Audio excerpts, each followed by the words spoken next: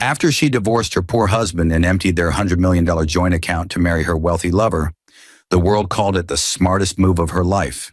Cameras flashed at their wedding, headlines praised her as the woman who upgraded, and the man she once vowed to love was left in silence, stripped of fortune, dignity, and trust. But when she walked into the company she believed her new husband owned, ready to flaunt her victory and secure her place beside power, the sight that awaited her froze her smile midair. Her ex-husband was there, calm, confident, and surrounded by people who now called him Sir. The same man she humiliated now held the very keys to her future. But how did the poor husband she discarded rise to control the empire she thought she'd stolen? What did he discover after she emptied their $100 million account? And what did he do next that crushed her world forever? It began not in boardrooms or courtrooms, but in the small, bright kitchen of a Chicago suburb on a quiet morning that smelled of toast and betrayal. David Callahan sat at the counter, scrolling through the bank app he checked every Friday before his mortgage payment cleared. Numbers had always calmed him, steady, predictable, logical, but this time they moved like ghosts, recurring transfers, Ridgeview apartments, amounts that made no sense. The name Michael Reynolds appeared again and again beside the withdrawal notes. For a moment his thumb hovered above the screen, the sunlight catching the faint tremor in his hand. Upstairs, Laura hummed softly, her voice floating down the hallway like nothing in the world had changed. She walked in, radiant in her gym wear, kissed his cheek, and poured his coffee with mechanical affection. "Don't work too hard today," she said, the same line she'd said for years, and yet for the first time it sounded rehearsed. When she left, her perfume lingered like evidence. David sat there long after the door closed, staring at the screen till the reflection of his own eyes blurred with the numbers. Disbelief gave way to clarity. The man who had always chosen peace now understood silence could be sharper than rage. By noon he had called Alexis Vaughn, the forensic accountant he once helped through business school, and by nightfall the files arrived. Spreadsheets of deceit wearing the shape of love.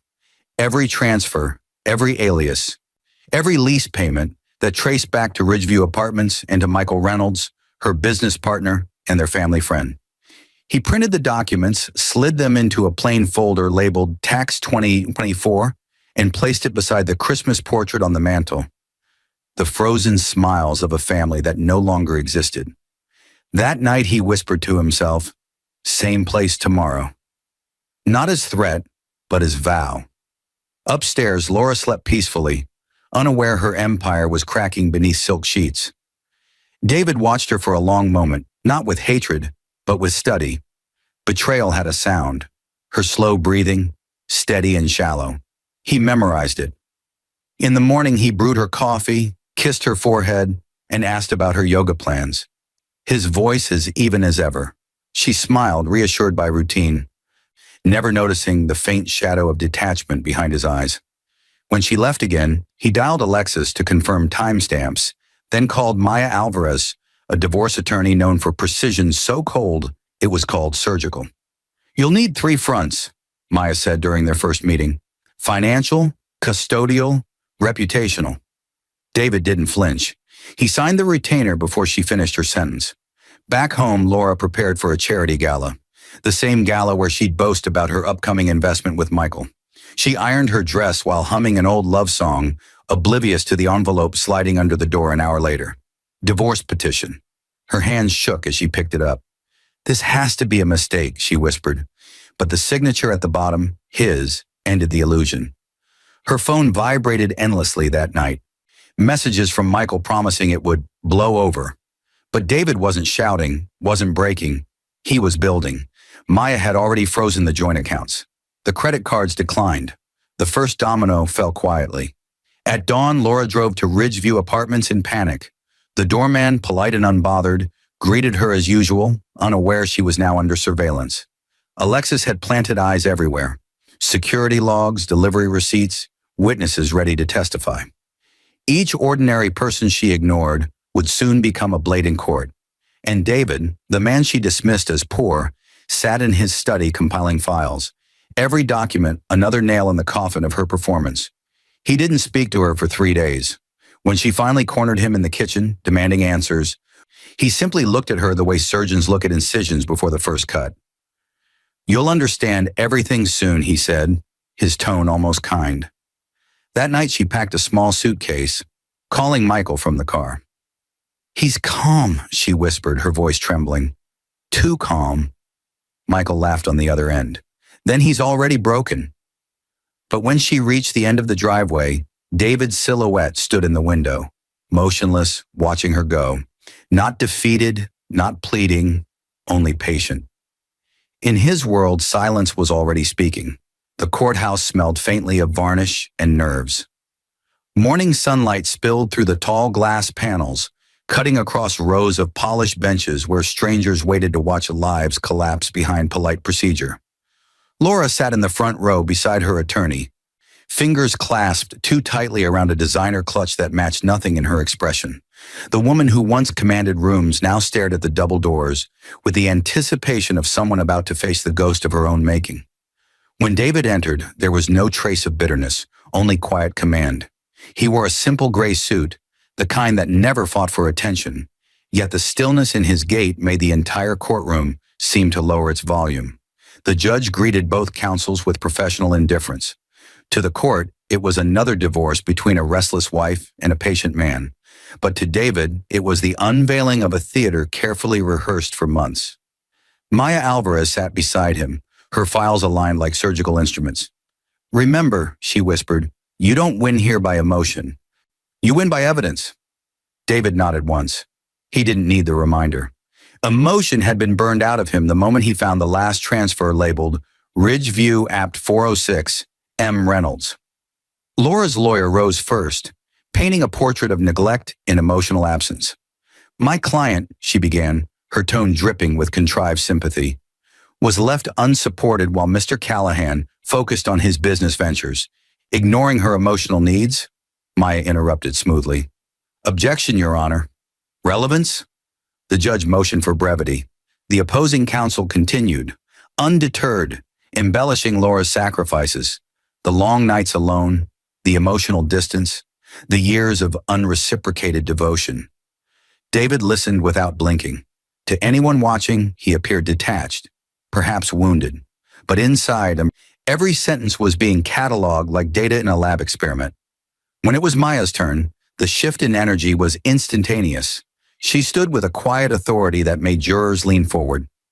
"Your Honor," she said evenly, "this is not a case of emotional neglect. It is a case of deliberate deceit. My client has come prepared to prove systematic financial diversion, marital fraud, and perjury." The words hung in the air like a slow clap before thunder. Laura's head jerked toward her lawyer, confusion etched in her expression. "What is she talking about?" she hissed under her breath. Maya opened the first folder. Exhibit A, recurring transfers from the joint account to Ridgeview Apartments under the name of Michael Reynolds. Exhibit B, recorded communications between Mrs. Callahan and Mr. Reynolds discussing rent coverage. Exhibit C, photographic evidence of the two entering said residence repeatedly between January and May. Each exhibit clicked onto the courtroom projector, one after another, while whispers rippled through the gallery. Laura's complexion drained. Her attorney objected, her voice quivering, but the judge's gavel silenced her. "Proceed," he ordered. David didn't look at Laura. He didn't need to. Her reflection trembled in the glass pane of the evidence screen. A woman watching her empire dissolve under fluorescent light. When Maya presented the next document, the air itself seemed to pause. Exhibit D, paternity petition, requested by my client following the discovery of genetic inconsistencies in medical records. A collective gasp swept through the room. Even the stenographer faltered for a beat. Laura's mouth opened, soundless, her eyes darting toward David for mercy she knew wouldn't come. Michael Reynolds sat in the back row, head lowered. His presence had been a rumor until that moment. The judge's gaze shifted to him. "Mr. Reynolds, you've been subpoenaed as a witness. Please step forward." Michael rose, every step heavier than the last. His polished image, watch, tailored suit, confident jawline, looked like theater props now. When he took the stand, Maya handed him a printed message. "Do you recognize this?" Michael swallowed. "Yes." "Could you read it for the record?" He hesitated, then obeyed. "You don't have to worry about the rent anymore, love. I'll cover it through our business account until David transfers next month." A murmur rippled across the courtroom like wind through dry leaves.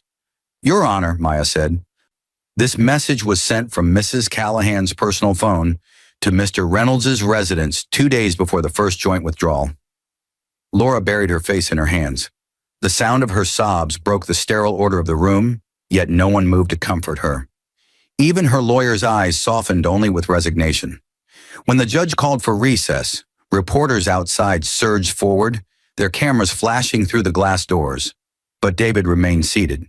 He closed his notebook slowly, stood, and adjusted his cufflinks. Maya leaned in. "This will go national." He nodded. "That's not my concern." "Then what is?"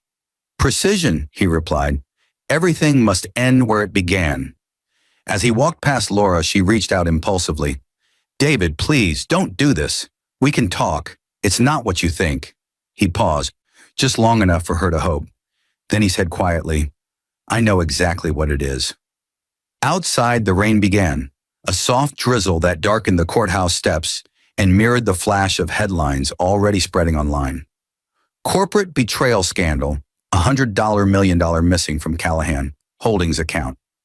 By the time David reached his car, the city had begun to buzz with his name. To some, he was the betrayed husband. To others, a symbol of quiet revenge. But to David, it was simply data aligning. Every humiliation, every whisper, every false word from Laura had formed a pattern, and patterns were solvable. That night, he sat in his study under the low hum of a desk lamp.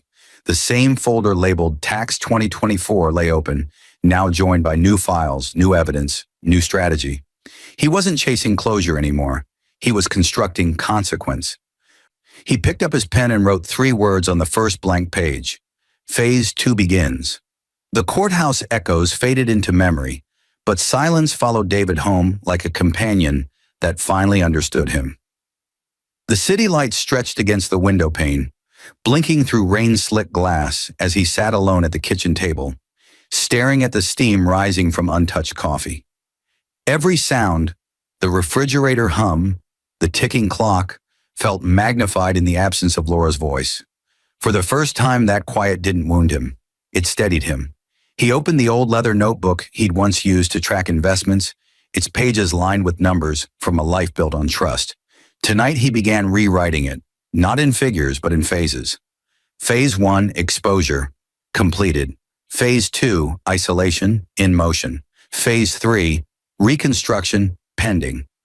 His handwriting was precise, deliberate. Vengeance, he told himself, was not fury, it was design. The living room still carried traces of her perfume on the curtains, her framed degree on the wall, the faint indentation on the couch where she used to curl up pretending to read. He walked through the room slowly, collecting what remained of her presence. Each object went into a cardboard box, not to discard, but to archive. Proof mattered, feelings did not. When dawn pressed against the skyline, he drove to the lakeside pier where he and Laura had taken anniversary photos years ago. The wooden boards were slick from rain. He stood there remembering the night they first talked about forever, her in a red scarf, laughing about how money just finds the people who believe in it. Back then, he'd believed in her. Now, belief had evolved into clarity. People didn't change, they revealed.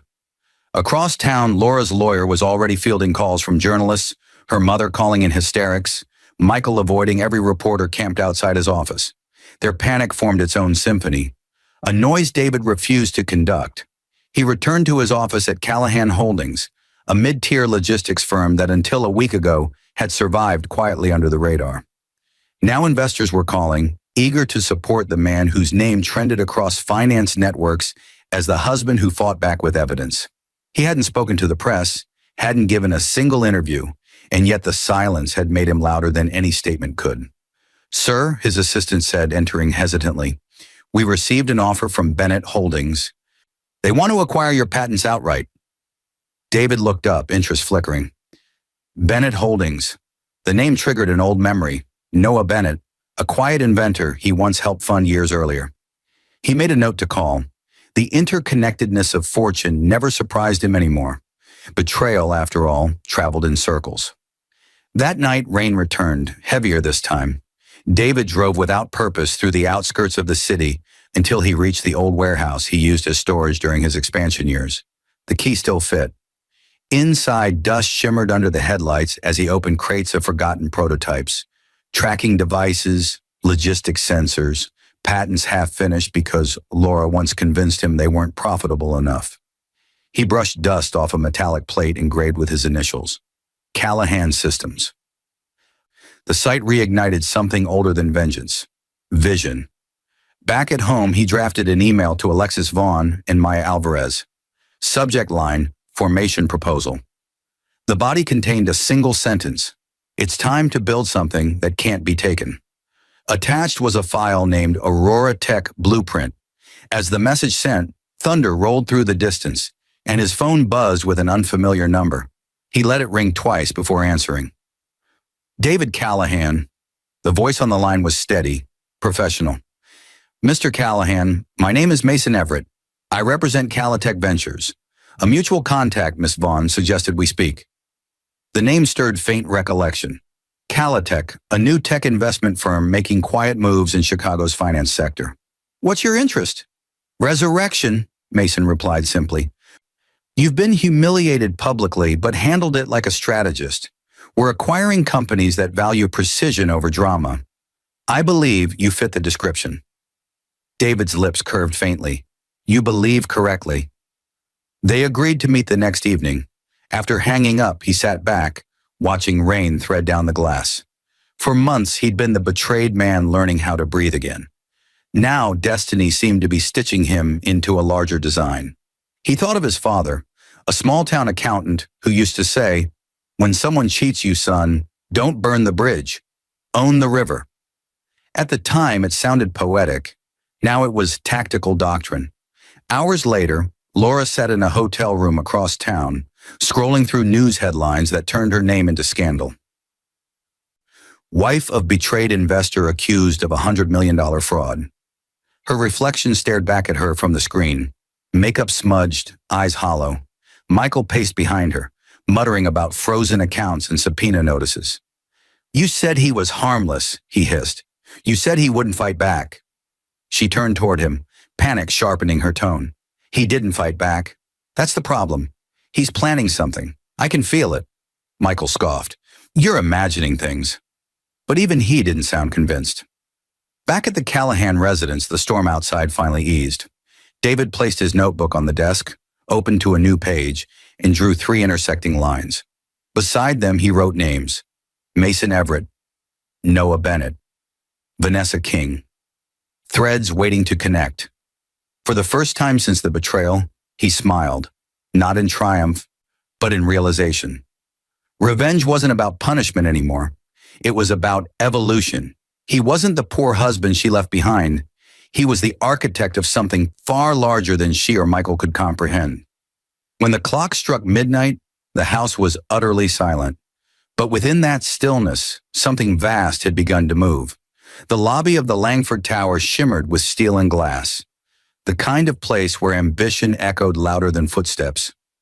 David Callahan arrived 5 minutes early, not out of anxiety but precision.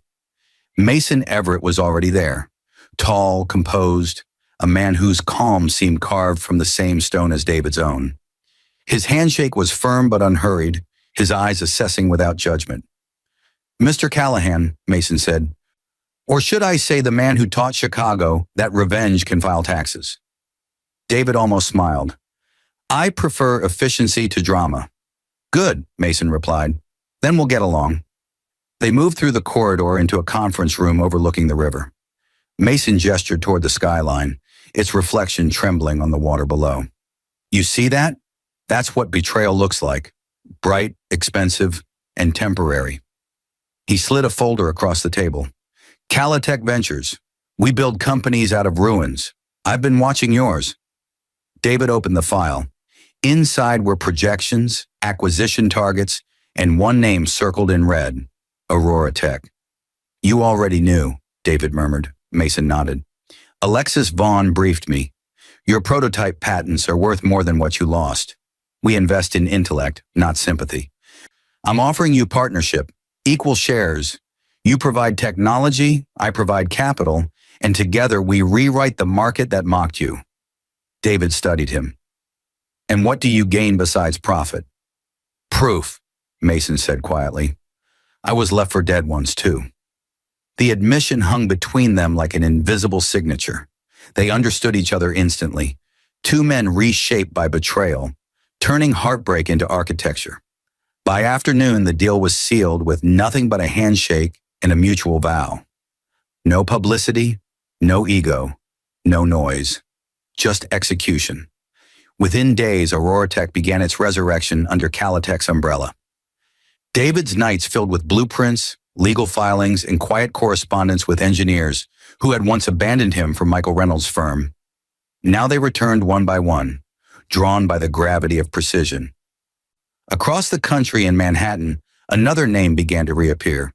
Noah Bennett, founder of Bennett Holdings, a man whose own wife had siphoned millions and disappeared into luxury, only to face ruin at his hands.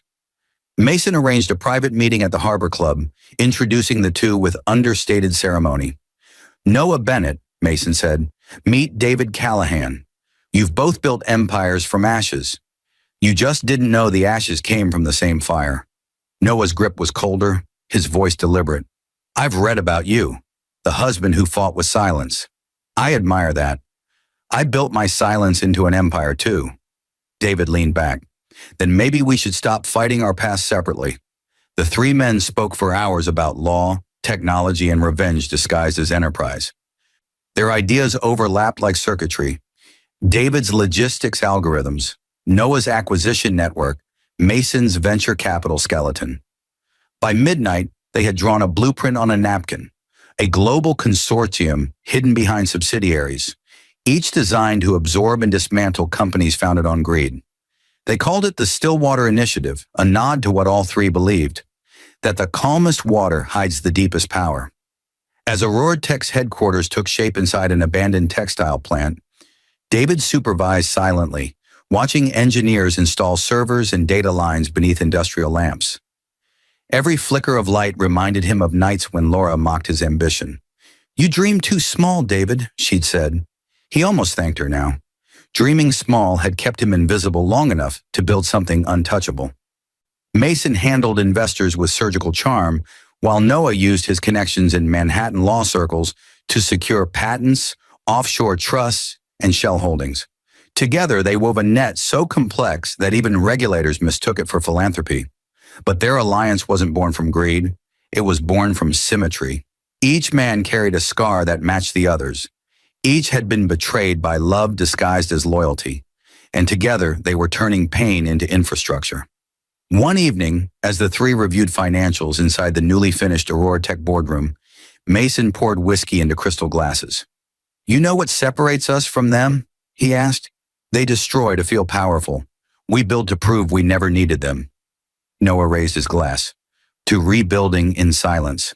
David met their gaze, his expression unreadable. To the day they realize the empires they worship stand on our blueprints. They drank in quiet acknowledgement. Later that night, David returned to his home, the same one Laura had abandoned months ago. He no longer avoided the memories. He studied them like case files. On his desk lay a series of envelopes, each labeled with names. Laura Callahan, Michael Reynolds, Raymond King, Vanessa Cole. He had collected fragments of other betrayals from Mason's archives. Stories of men humiliated, stripped of dignity, left behind. Their names, their faces, their losses were threads in a single fabric he intended to stitch into destiny's quilt. He opened a new document on his laptop and began typing the mission statement for Stillwater Initiative, to reclaim what deceit stole and to build legacies immune to arrogance. Outside, rain returned, rhythmic and steady, the soundtrack of rebirth. Across the skyline, a billboard flashed with an advertisement for Titan Infrastructure Holdings, a company now under investigation for fraud. David recognized the CEO's face, Gavin Blake, the man from the Titan scandal tied to Tessa Carter's fall. He smiled faintly. The universe, it seemed, was handing him new coordinates. He picked up his phone and called Mason. "I found our next acquisition target," he said. Mason's tone sharpened instantly. "Titan?" "Yes, but we're not acquiring it." David's eyes narrowed as the city lights flickered against his reflection. "We're inheriting it." The Titan infrastructure tower rose above downtown like an act of arrogance turned into architecture. Its mirrored skin caught the morning sun and threw it back across the city, dazzling and defensive. Inside, the boardroom gleamed with gold accents, and at the head of the table sat Tessa Carter, polished, confident, radiant in a white blazer that photographed like victory. Cameras clicked as she announced the $500 million contract that had just made national headlines. Beside her, Gavin Blake leaned close, whispering something that made her smile. Every gesture was rehearsed, every flash designed for magazines that would call her the new face of power. What none of them knew was that the silent current running beneath the celebration was already pulling them under. 3 floors below, in a rented workspace across the street, David Callahan watched the live feed on a muted screen. Mason Everett stood beside him, jacket off, sleeves rolled to the elbow, scanning the numbers streaming across the monitors. "Phase 1 executed," Mason said quietly. "Their offshore fund just hit the firewall." David's gaze stayed on Tessa. "How long before she notices?" "Hours," Mason replied. "They'll think it's a banking delay. By the time they panic, the audit requests will already be filed." Noah Bennett entered carrying a folder thick with printed emails. "We've confirmed the shell companies Titan used to inflate the contract bids. 2 of them traced directly back to Blake's private account. The SEC will see the trail before lunchtime." David nodded once. "Then we begin the exposure sequence." From the outside, the Stillwater initiative looked like a simple tech consortium. Inside, it was a living organism of strategy. Every file a nerve, every leak a pulse. Their algorithm mapped human greed the way meteorologists map storms. And Titan infrastructure had just entered the eye. Across the river, Tessa stood on the balcony, drinking champagne as news drones hovered overhead. "You realize this is history?" she said to Gavin. "500 million secured under our name." Gavin kissed her hand. "You earned it. No one even remembers your ex's name anymore." She smiled, but for the briefest second, something flickered. A memory of Noah Carter standing in a dim apartment years ago, promising that love would outlast failure. She pushed the thought away like static. Success had no use for nostalgia. By early afternoon, the first tremor hit. Her chief financial officer burst through the door, colorless. The Cayman transfer froze mid-clearance. Bank security flagged irregular patterns. "What patterns?" Gavin demanded. "Ownership discrepancies. There's a new controlling entity listed on the Titan registry. Stillwater Holdings." Tessa's glass slipped from her hand, shattering across the marble floor. "That's impossible. We don't have any merger agreements pending." The CFO hesitated. "Ma'am, it's not a merger. It's an acquisition. As of this morning, Stillwater owns 51% of Titan's liquid assets." Gavin's jaw tightened. "That can't be. He stopped, realizing even his voice had lost conviction. On the other side of the city, David watched as the financial dashboards updated line by line. Mason exhaled. "Control transferred. They're boxed in." Noah closed his laptop. "We should expect the media blast in 3 hours. Our anonymous release hits Bloomberg at 2. David leaned back, his voice even. "And when it does, make sure the headline reads Titan Infrastructure under investigation for contract fraud linked to internal betrayal. I want the phrase internal betrayal repeated in every outlet." Mason looked at him curiously. "Personal?" David's eyes never left the screen. "Symbolic." By evening, the storm had gone public. News anchors dissected the collapse. Investors fled, and the empire that had crowned Tessa Carter queen was suddenly toxic. She sat in her office, surrounded by silent assistants, screens flashing red. Gavin pacing like a caged animal. "Who the hell is Stillwater?" he barked. She turned slowly toward him. "I don't know, but whoever they are, they knew everything." Outside, reporters gathered, shouting her name through glass doors. She ignored them, opening her email only to find a single unread message. No subject line. No sender name. Just 3 words glowing on the screen. Dreams have ledgers. Attached was a scanned document, her original company registration, bearing Noah Carter's name in faded ink beside hers. Her breath caught. The realization hit like ice. She had never removed him legally. Every profit, every fraud, every signature tied her success back to the man she'd discarded. Gavin snatched the paper from her. "What is this?" she whispered. "The beginning of the end." At that exact moment, Mason's phone buzzed in the Stillwater office. He put it on speaker. The caller ID showed Tessa Carter. David said, "Answer it." Her voice came through sharp, panicked. "Who are you? What do you want?" Mason kept his tone neutral. "Justice has a strange way of collecting interest. You don't understand. Gavin handled the accounts, not me." "I didn't know." David cut in softly. "You always knew." The line went dead. For a long moment, none of them spoke. Then Noah said, "That's 1 empire down, 4 to go." Mason poured them each a measure of whiskey.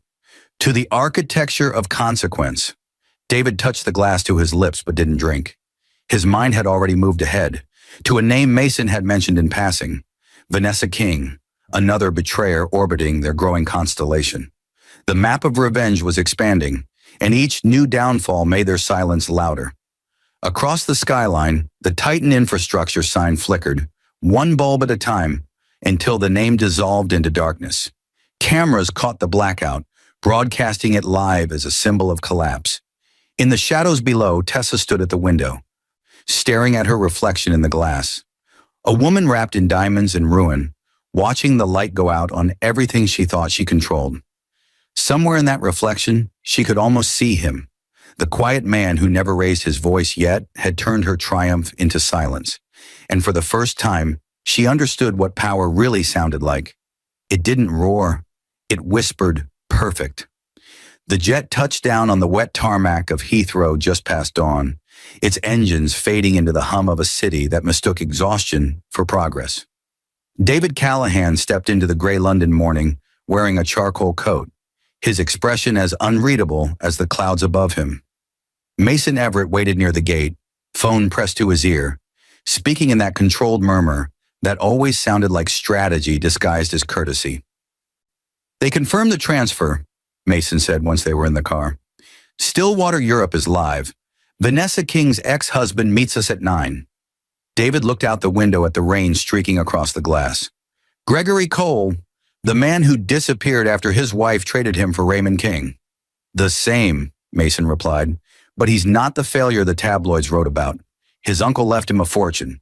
He's been waiting for a reason to use it." The car slid through the narrow streets of Mayfair until it stopped outside an old private club that smelled faintly of mahogany and money.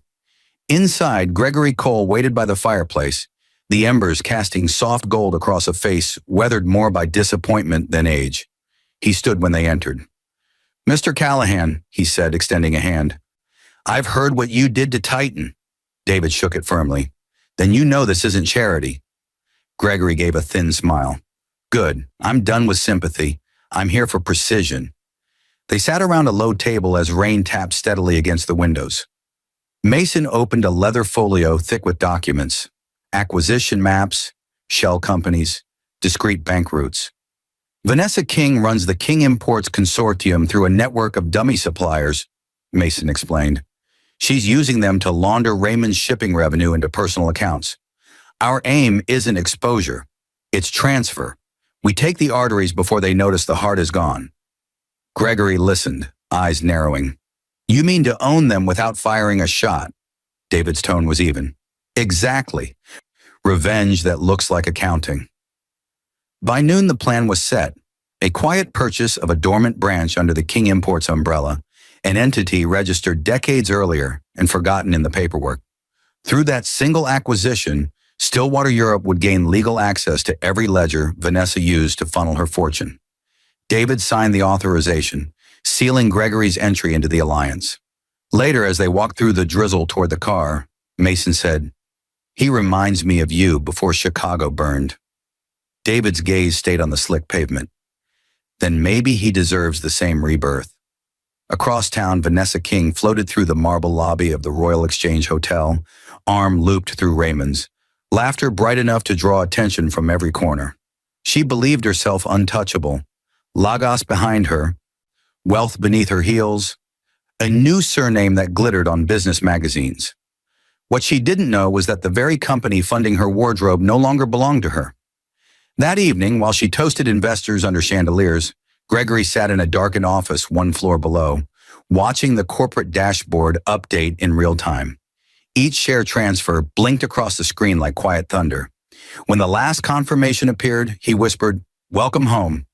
Mason called from Chicago an hour later. "Transfer complete. Stillwater now holds majority control of King Imports." David listened to the rain against his window as the news settled. "Send the press a tip tomorrow, anonymous." Headline should read, "The Silent King Returns." Make sure her name sits beside it. He could almost see Vanessa's reaction. The perfect smile cracking, the realization spreading. Power, he thought, never truly disappears. It just changes owners. In London, the revelation detonated quietly but thoroughly. By sunrise, the business pages buzzed with confusion. Mystery buyout topples King Empire. At breakfast, Vanessa's phone vibrated nonstop. "Who authorized this?" she shouted. Raymond scrolled through the filings, face pale. "It's legitimate. Every document stamped, every signature notarized. Someone beat us with our own paperwork." She threw the phone, glass shattering against the floor. "Find out who." Raymond's voice dropped to a whisper. "The registration agent says the buyer is a trust, Stillwater Europe." Her blood went cold. The same name from the Titan collapse, the same silence before destruction. For the first time in years, fear replaced arrogance. Meanwhile, in a quiet cafe near Hyde Park, Gregory met David for one final exchange. The rain had stopped. The air smelled of stone and renewal. "She called me this morning," Gregory said, sliding his phone across the table. On the screen glowed a message from Vanessa. "You win. Just tell me why." David studied the words for a long moment before replying.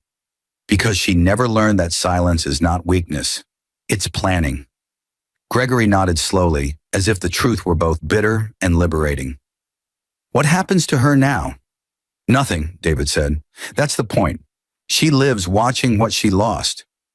They rose from the table, two men bound not by hatred but understanding. Revenge, in Stillwater's design, was never the final act. It was infrastructure for something larger. As they stepped outside, the clouds parted briefly, a thin strip of sunlight cutting through the gray. Back in Chicago, Mason reviewed the updated network map glowing on the wall. Aurora Tech, Calitech, Bennett Holdings, King Imports, Titan Infrastructure, all connected through invisible threads, forming the skeleton of an empire no one could see, but everyone already felt. He stared at the lines converging at one point. Stillwater Initiative, Central Node, D. Callahan. He smiled faintly, whispering to himself, "Empires don't rise, they resurface." And across the Atlantic, as the London skyline glimmered through the retreating clouds, David Callahan boarded his plane back to Chicago. Carrying nothing but a notebook and the quiet certainty that the storm he'd started was no longer revenge, it was evolution. The Whitmore residence sat on the northern edge of Manhattan like a monument to perfection. White columns, trimmed hedges, and chandeliers bright enough to make every secret look respectable. Inside, laughter rose from the dining room, where Eleanor Whitmore, draped in emerald satin, presided at the head of the table. Around her sat her parents, her two siblings, and her husband, Daniel Whitmore, the man she once promised to love through all things. Tonight she laughed louder than anyone, the kind of laugh that filled silence with performance. Daniel sat quietly at her side, his suit impeccable, but his expression distant. The conversation danced around real estate, politics, and Eleanor's recent invitation to join the Whitmore Foundation board, a role she secured by convincing everyone she had outgrown her underachieving husband. "So, Daniel," her father said with polite condescension, carving his steak, "still working that automotive consulting business of yours?" "Yes, sir," Daniel replied evenly, "expanding into EV logistics this quarter." Eleanor's mother smiled thinly. "Oh, how modern." Eleanor reached for her wine, her voice dripping with false sympathy. "He's doing his best. But you know how startups are. Lots of dreams, little profit."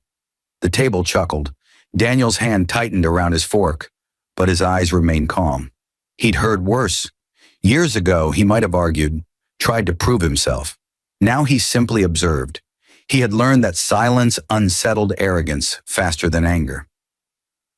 The moment stretched until Eleanor, already tipsy with triumph, decided humiliation would taste better than dessert.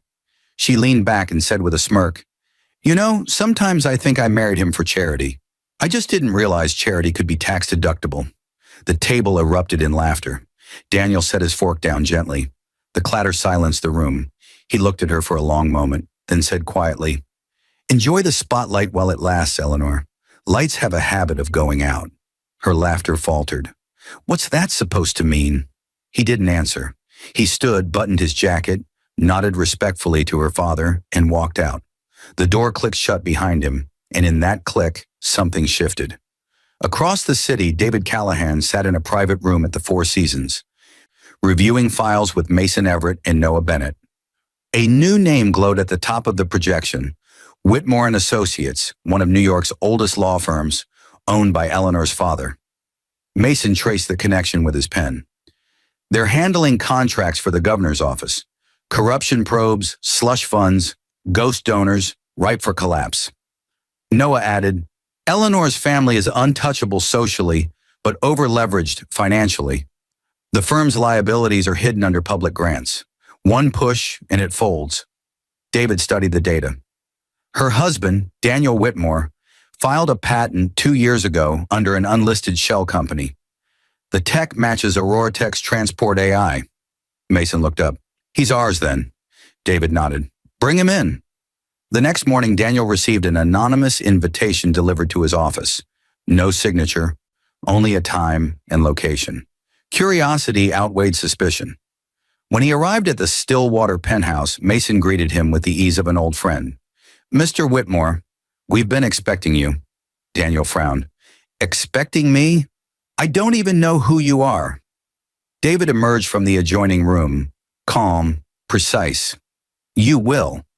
You're sitting on technology that can revolutionize autonomous freight. Your wife's family buried it under legal red tape to keep you dependent. We'd like to liberate it." Daniel studied him cautiously. "Why me?"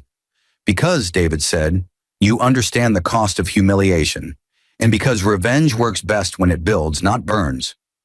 They spoke for hours. By the end, Daniel had signed a partnership agreement, transferring his patent into Stillwater Holdings in exchange for equity and control.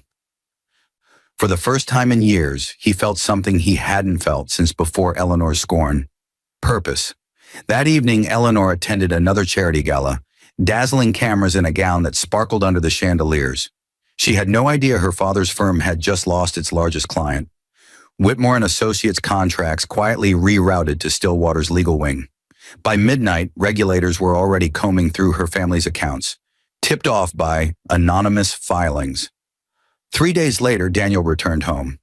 The house was quiet, the dining table still set for the dinner that had turned into his awakening. Eleanor waited in the living room, eyes swollen from crying. "Daniel, I didn't mean what I said. I was drunk. It was stupid." He set a folder on the table. "This is your father's firm's debt portfolio. You might want to read it before the media does." Her hand trembled as she flipped through the pages. Each document stamped confidential. Stillwater Holdings. "Who gave you this?" she whispered. He looked at her, not unkindly. "A man who understands silence?" She sank onto the couch, disbelief settling like fog. "You ruined my family." "No," Daniel said softly. "Your arrogance did. I just gave it an audience." The next morning, headlines roared across financial networks. Whitmore and Associates faces federal audit amid contract scandal. Eleanor's name trended beside it, her face on every newsfeed. In Stillwater's boardroom, Mason poured coffee as David read the news without reaction. "You think she'll recover?" Mason asked. David closed the laptop. "They always recover until they look up and realize the air they're breathing belongs to us." Noah smirked. "And her husband?" David glanced toward the skyline. He's not one of them anymore. He's one of us. Outside, snow began to fall, quiet, deliberate, covering the city in a white stillness that felt almost merciful. But within that calm, Stillwater's web expanded again, threads reaching into law, politics, technology, and finance. By evening, Eleanor stood at her penthouse window, staring down at the city lights that once made her feel invincible. She could almost hear Daniel's words echoing back to her. Lights have a habit of going out, and somewhere beneath those same lights, David Callahan closed his notebook and wrote a single new phrase beneath the Stillwater mission statement. Phase 4, Inheritance. Winter had turned the city into a mirror of silver and silence. Snow whispered down over Chicago's skyline, dusting the black glass towers where Stillwater now pulsed like a hidden heart beneath the corporate bloodstream of America. Inside the Aurora Tech headquarters, Stillwater's concealed command center, David Callahan stood before a panoramic window. The city stretched beneath him in glittering obedience. On the wall behind him, a digital map flickered, red lines connecting continents, blinking nodes from London to Manhattan to Zurich.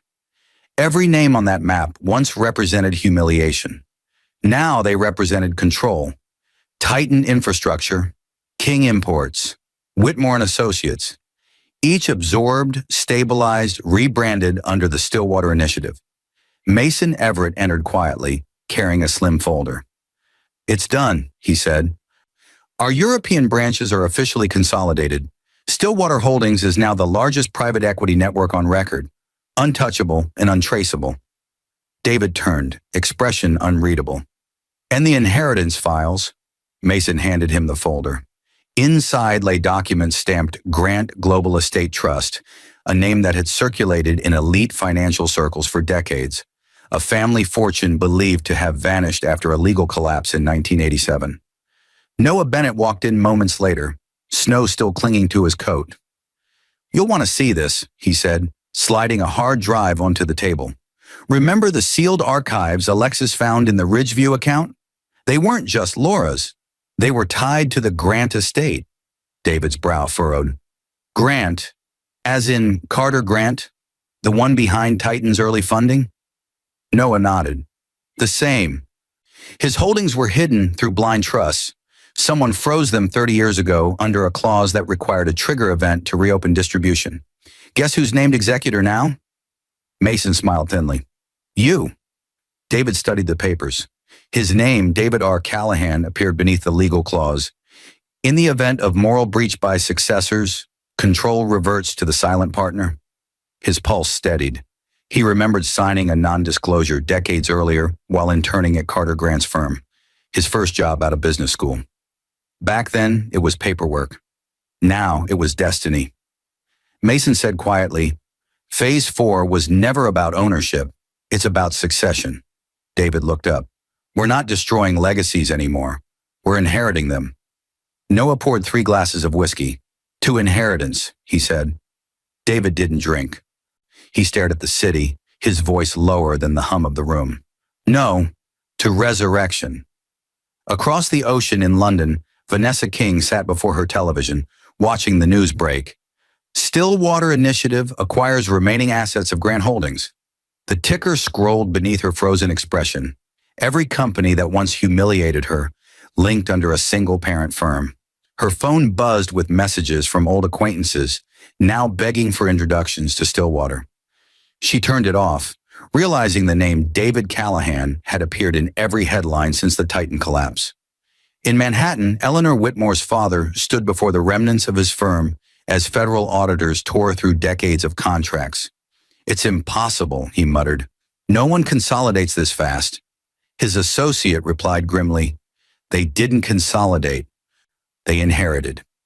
Meanwhile in Chicago, Laura Callahan, the woman who started it all, watched the same broadcast from a small apartment she could barely afford. Her once glamorous life had reduced to quiet survival. The reporter's voice droned. "Stillwater Holdings now controls a $1 trillion portfolio across finance, law, and technology. Its founder, David Callahan, remains publicly silent." Her hand trembled around the remote. "David," she whispered, "what have you become?" At that moment, in the Stillwater boardroom, Mason turned to David. You've done it. You've built an empire from betrayal. David shook his head slowly. No, Mason. I just revealed the pattern. Betrayal was the blueprint. People think wealth is about numbers, but it's about symmetry. Every act of deceit leaves a footprint. I just followed where they walked. Noah leaned forward. So what now? What's phase 5? David's eyes lingered on the frozen skyline, where the sun began to bleed faint gold across the snow. We turned Stillwater into what it was always meant to be, a system that outlives all of us. The first decentralized corporate network run by moral code, not greed, a global algorithm for consequence. Mason frowned slightly. You're talking about replacing men with metrics. David's voice softened. No, I'm talking about teaching men to fear silence again. He pressed a button on the console, and the screen filled with a list of names. Investors, politicians, CEOs, all linked by a quiet symbol, a silver ripple on a black background. Stillwater isn't revenge anymore, he said. It's a mirror. Outside, the first snow began to melt, running in thin rivulets down the tower windows like the city itself was shedding something old. That night, alone in his office, David opened his notebook for the last time. The pages chronicled everything, from Laura's betrayal to the courtroom humiliation, the rise of Mason and Noah, the fall of Tessa, Vanessa, and Eleanor. At the bottom of the final page, he wrote, "Silence builds what noise destroys." He closed the book, set it inside a drawer, and turned off the light. Across continents, servers hummed to life as Stillwater systems began integrating, the culmination of every phase. Thousands of smaller companies woke under its control, millions of lives dependent on its unseen hand. At midnight, the city's power grid flickered. Every tower in the skyline went dark except one, Aurora Tech's. Its logo glowed silver against the night, a single ripple expanding outward, the signal of completion. Far below in the streets, Laura looked up at that glowing symbol, the emblem of the man she'd once called ordinary, and whispered through tears, "You won." But high above her, David Callahan didn't hear victory in the silence. He heard balance. He wasn't a man avenged. He was the equation fulfilled. And somewhere, deep inside Stillwater's system, a new file initialized on its own. Title, Phase 5, Redemption. The morning after the integration, Chicago awoke to a new world order, one so quietly executed that most of its citizens had no idea they now lived under Stillwater's invisible architecture. Banks ran smoother, logistics networks synchronized perfectly, and stock markets stabilized overnight. Journalists called it the calm revolution. Analysts praised Callahan efficiency, the algorithmic system now steering the global economy. But for David Callahan, peace did not sound like triumph. It sounded like static. He sat alone in his glass office as dawn bled across the skyline, the city glowing beneath his creation. For years, he'd dreamed of this moment, the silence after victory, the world finally bending toward balance. Yet the quiet felt heavier now, filled with the echoes of everyone he had dismantled to get here. Mason Everett entered, carrying a stack of reports. The launch stabilized overnight. No system failures, no leaks. Even governments are adopting Stillwater analytics. You realize what this means? You've just replaced politics with mathematics. David didn't look up. Mathematics doesn't forgive. It only balances. Mason frowned. You're not satisfied. I didn't build this to be satisfied, David said softly. I built it to understand what betrayal really teaches. Now I'm not sure I want the answer. Across the room, Noah Bennett leaned against the window, watching the sunrise reflect off the river. Answers don't matter anymore, he said. Only control. David turned to face him. Control is what started all of this. Everyone who fell, Laura, Tessa, Vanessa, Eleanor, they all thought control meant survival, but it only delayed consequence. We're no different if Stillwater forgets why it exists. Noah crossed his arms. And what exactly does it exist for? David's voice lowered. To make sure no one ever feels the kind of helplessness we felt. Not through rage, through order. A long silence stretched between them. Mason finally said, "There's something you need to see." He placed a tablet on the table and tapped a screen. The feed switched to a live press conference in New York. Eleanor Whitmore, dressed in black, addressing cameras with poise that only desperation could buy. We have uncovered documents proving that Stillwater Holdings has consolidated assets using forged authorization, she said, her voice trembling just enough to sound sincere. David Callahan built his empire on manipulation, not justice, and now the truth must come to light. Mason killed the feed. She's rallying the ones you destroyed. Tessa, Vanessa, even Laura. They're forming a coalition. Noah scoffed. Desperate women screaming for relevance. David shook his head. No, they're intelligent, wounded, and wounds unite faster than logic. This is how revolutions start. For the first time since Stillwater's birth, uncertainty crept into the room. The men who had mastered consequence were now facing it. That night, David left the tower for the first time in months. He drove without destination, the streets quiet beneath the snow. His car stopped near the pier, the same one where he had first realized Laura's betrayal years ago. The same water now reflected the lights of his empire, as if mocking the man who once stared into it, searching for answers.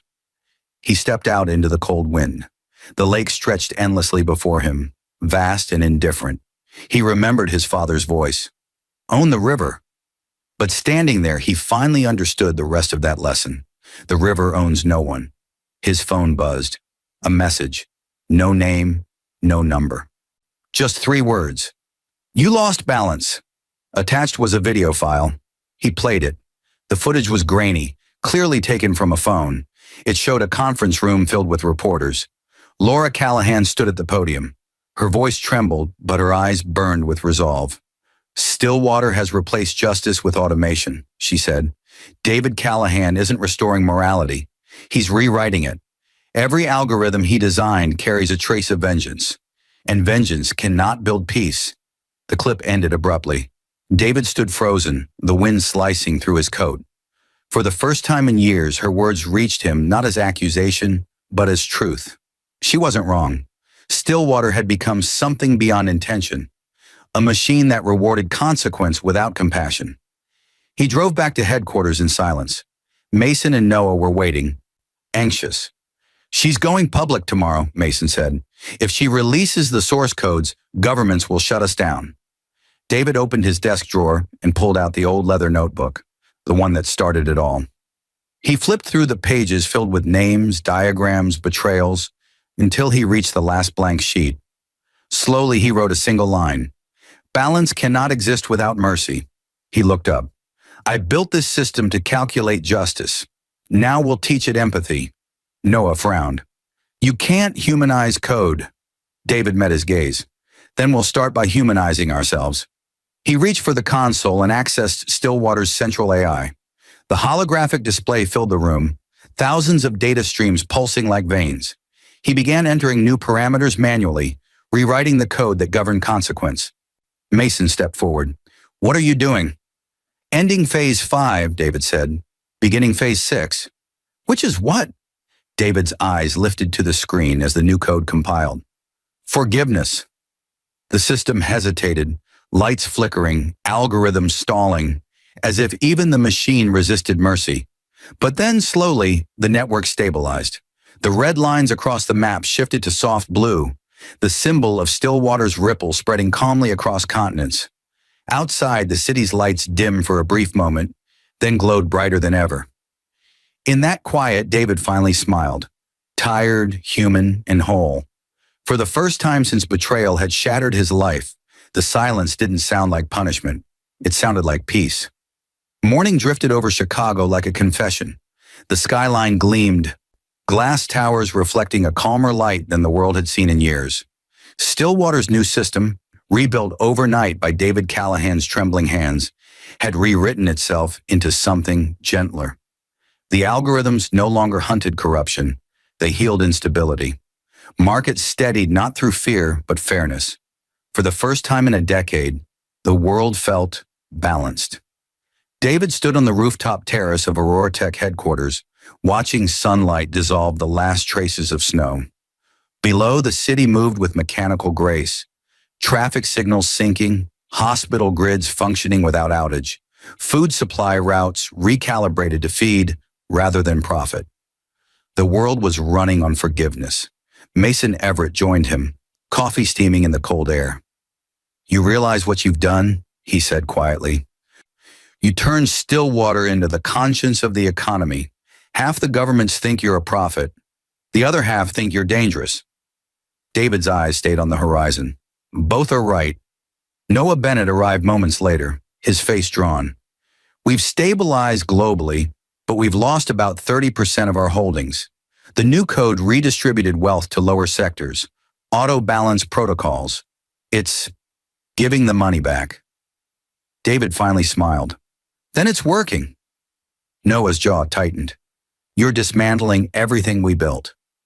"We built a weapon," David replied softly. "I'm turning it into a bridge." Mason exhaled, studying him. "So what happens to us?" "You keep it alive," David said. "Without ego, without me." The two men exchanged a glance. Confusion, protest. But David's expression ended discussion. He had decided. That afternoon, the board convened for an emergency meeting. Screens lined the walls, each displaying a live feed from Stillwater divisions across continents. David entered without ceremony. Executives rose, expecting orders. Instead, he placed his leather notebook on the table. "This," he said, tapping it once, "is the record of everything Stillwater has done, good and bad. Every deal, every downfall, every decision made in silence. I'm releasing it to the public." Gasps rippled through the room. Mason leaned forward. "David, that will destroy your reputation." "It will free it," he said simply. "Truth doesn't destroy what's real." He walked to the console and uploaded the entire archive to the open net. A progress bar crawled across the screen. 100%. Done. In seconds, billions of people gained access to Stillwater's hidden history, the betrayals avenged, the fortunes reclaimed, the humiliations avenged by patience instead of rage. It was both a confession and a manual. Reporters flooded the streets. The story dominated every network. Stillwater Files, the silence that rebuilt the world. Some called him a saint, others a tyrant seeking absolution. David watched from his office, unmoved. He had learned that legacy was never about being understood, only about being complete. Night fell. He dismissed security and stood alone. Lights dimmed, the hum of servers whispering like old ghosts. From the darkness came a familiar voice. "You always did love dramatics." Laura stood in the doorway, older, quieter, but her eyes still carried the same storm that once shattered him. She stepped forward, hesitant. "The world's calling you a savior." He smiled faintly. "They always do before they rewrite the story." She studied him, searching for the man she'd once betrayed. "I watched your interview. You talked about mercy. It took losing everything to understand it." She lowered her gaze. "You could have ruined me completely. You didn't. Why?" David walked closer until their reflections merged in the window glass. Two ghosts bound by consequence. "Because punishment doesn't heal," he said. "It only echoes. I wanted the echo to stop." Tears shimmered in her eyes. "You changed the world, David, but what about you?" He looked past her to the city beyond. "I just balanced my side of the equation." They stood in silence. Outside, snow began again, gentle and forgiving.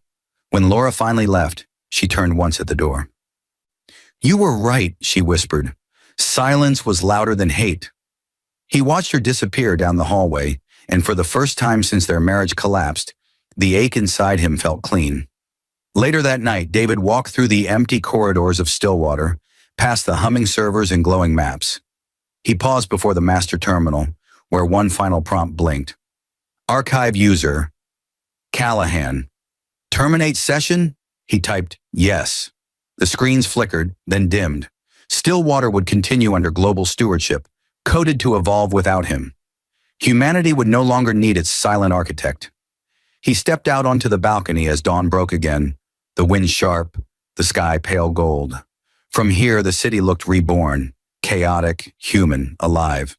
Below, people hurried to work, unaware of how close their world had come to being ruled by vengeance instead of mercy. David drew a breath that felt like release. He reached into his coat pocket, pulled out his old wedding ring, and held it against the sunrise. The light caught it, flaring once before he let it fall into the wind. It vanished before it hit the street. He turned toward the door but stopped, whispering to no one. Silence kept me alive. Forgiveness made me human. Behind him, the Stillwater emblem shimmered on the tower. No longer a silver ripple, but a faint blue pulse, steady as a heartbeat.